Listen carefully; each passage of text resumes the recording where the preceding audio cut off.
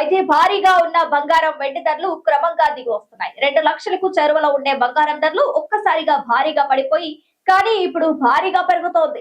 మళ్లీ బంగారం, వెండి ధరలు నమ్మించి దెబ్బ కొట్టాయి. గత కొన్ని రోజులుగా క్రమంగా తగ్గుతూ వస్తున్న బంగారం, వెండి ధరలు భారీగా పెరిగాయి. 24 క్యారెట్ల 10 గ్రాముల బంగారం ధరపై ఏకంగా 2,240 పెరగగా, అదే 22 క్యారెట్ల 10 గ్రాముల ధరపై 2,050 పెరిగింది. ఇక వెండి విషయానికొస్తే కిలో సిల్వర్ పై భారీగా పెరిగింది. ఏకంగా 15,000 వరకు ఎగబాకింది. ప్రస్తుతం కిలో వెండి ధర 3 లక్షల రూపాయలకు చేరుకుంది. హైదరాబాద్ లో 24 క్యారెట్ల 10 గ్రాముల బంగారం ధర 1,58,840 ఉండగా 22 క్యారెట్ల 10 గ్రాముల ధర 1,45,600 వద్ద కొనసాగుతుంది. అలాగే 18 క్యారెట్ల 10 గ్రాముల ధర 1,19,130 వద్ద ట్రేడ్ అవుతుంది.